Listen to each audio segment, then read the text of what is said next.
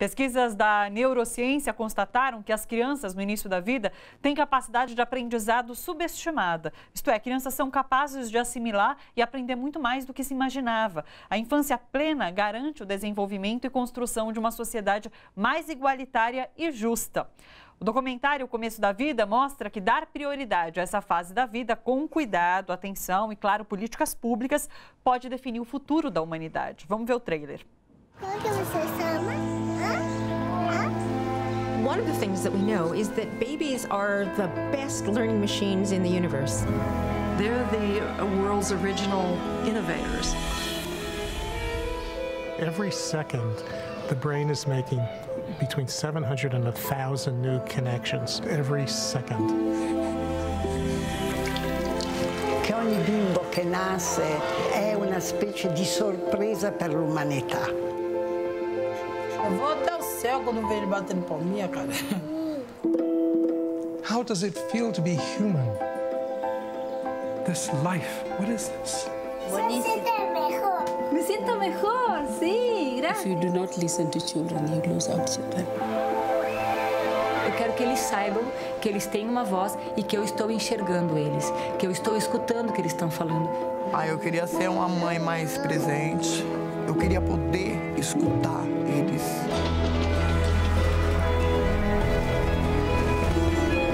The only thing they really care about is whether I'm present. It's all of these little things that really just add to the love. That love is an important part of the economy, which typically is not fully recognized in this society. When I talked to my former coworkers about becoming a stay-at-home dad, a lot of them were just like, why would you ever want to do that?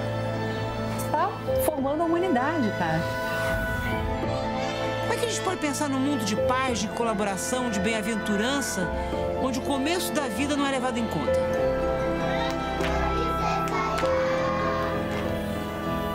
They are so blinded by love for me, they almost can't see my flaws. When you pay attention to the beginning of a story, you can change the whole story. Estão aqui para falar sobre esse assunto a Thaís Dantas, advogada do programa Prioridade Absoluta do Instituto Alana, e a Marli Cardoso, nutricionista, que desenvolveu um estudo sobre nutrição materno-infantil no Acre, no projeto MINA. Thaís, Marli, cuidar bem das crianças na primeira infância pode definir o presente e o futuro da humanidade? Sem dúvida. Bom, acho que sempre que a gente está falando sobre temáticas relacionadas à criança e adolescente, é fundamental considerar que a gente tem uma resposta já na nossa Constituição. O artigo 227 vai dizer que toda criança e todo adolescente são absoluta prioridade e que isso deve ser respeitado pelo poder público, pelas famílias e pela sociedade. E quando a gente olha para a primeira infância, há uma preocupação bastante relevante, porque, como foi dito, diversos estudos apontam que essa fase é especial no desenvolvimento infantil e que, em alguma medida, diversos sofrimentos ou potenciais violações que essas crianças vivenciam nessa faixa etária podem repercutir por toda a vida. Então, o pensamento que deve guiar é como eu faço para assegurar prioridade absoluta, e isso significa, em primeiro lugar, em políticas públicas, em serviços públicos, em orçamento público, para todas essas crianças e adolescentes, e daí tendo um olhar bastante forte para a primeira infância como um momento estratégico de investimento e de cuidado. Então, sim, se a gente quer transformar essa nação, se a gente quer assegurar direitos de todas as crianças e de todos os adolescentes, é fundamental considerar especialmente a primeira infância, sem, obviamente, deixar de desconsiderar os nossos adolescentes, enfim, as demais crianças. Agora, Marli, o estudo que vocês desenvolveram no Acre é voltado à saúde e nutrição, então, nesses primeiros 1000 dias de vida de uma criança. Por que é tão importante você pensar em nutrição nesses primeiros dias de vida de uma criança? Bom, eu quero aproveitar e agradecer a oportunidade de estar aqui no programa hoje.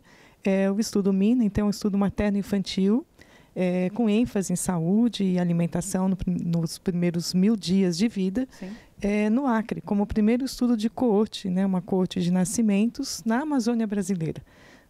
Em Cruzeiro do Sul, uma cidade no interior do estado do Acre, nós acompanhamos as mães, as gestantes ainda, então na abordagem dos 1000 dias, que vai desde a concepção desse bebê até os 2 anos de idade.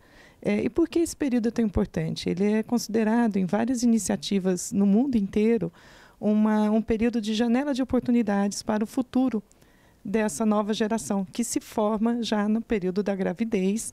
E esses primeiros 1000 dias, várias ações no desenvolvimento cognitivo, desenvolvimento neuromotor e em particular, na nutrição, eles potencializam esse futuro ser, numa futura geração, uma qualidade de vida superior, né? Todo o potencial que uma criança tem ao ser gerada e nos primeiros anos de vida, ele pode ser expresso já no início da vida, né? Além do que mais pode ocorrer no curso da vida, mas é considerado um período crucial para ações de promoção de saúde e alimentação, tanto da mãe no período da gravidez e depois dessa mulher, para que ela possa cuidar com amor, amamentar esse bebê até os 2 anos de vida e cuidar dessa criança com toda uma rede de apoio para essa missão que é importante para uma nação. Agora, deixa eu te perguntar uma coisa. O Brasil está voltando para o mapa da fome da ONU?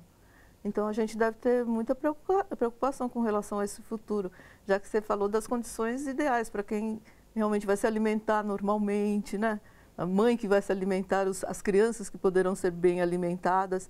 E quem vive na extrema pobreza, então, já está condenado para o resto da vida, porque se esses 1000 dias são tão importantes. É muito triste, mas eu até recentemente, numa matéria de divulgação no Jornal da USP, eu chamei a atenção para a janela do futuro, né? Então, nós temos aí um período de janela do futuro, e muitas vezes num cenário em que várias ações importantes no início da vida, elas não estão sendo fomentadas ou tendo a continuidade necessária de abrangência e de profundidade mesmo, de qualidade dessa atenção, sem dúvida, esse futuro, essa janela para o futuro, ela está se fechando, né? Se nós voltarmos para o mapa da fome, nós vamos também voltar com altas taxas de mortalidade infantil, baixas taxas de aleitamento materno no início da vida, entre outros aspectos importantes, né, para se pensar nessa primeira infância, num binômio mãe e bebê. Sim. Thaís? E é fundamental considerar, especialmente nesse cenário de desigualdade social, como isso impacta as crianças e adolescentes no geral. Então, não por acaso que no contexto de diversas medidas focadas em austeridade econômica, a gente tem um aumento da mortalidade infantil depois de 26 anos. A gente está falando de um avanço de décadas que pode agora estar retrocedendo. A gente tem diversos índices que dão um pouco esse sinal para a gente. Se crianças e adolescentes são prioridade absoluta, isso inclui orçamento público. Então, em que medida também esse tipo de ação focado em reduzir investimento social em detrimento de outros investimentos, isso também impacta a criança, isso viola a nossa Constituição, viola a prioridade absoluta. Ainda assim, acho que é fundamental pontuar que é necessário enxergar que toda criança, por si só, tem direito, independentemente do que ela possa vir a significar para o nosso futuro. Estamos falando de sujeitos de direitos e, nesse sentido, também ter um cuidado em relação a eventuais discursos deterministas que podem ver como, bom, essa criança não tem capacidade de resiliência, apesar dessas dificuldades que ela vivenciou durante a primeira infância. Então, alinhar um pouco, sem dúvida, é uma janela de oportunidade extremamente importante.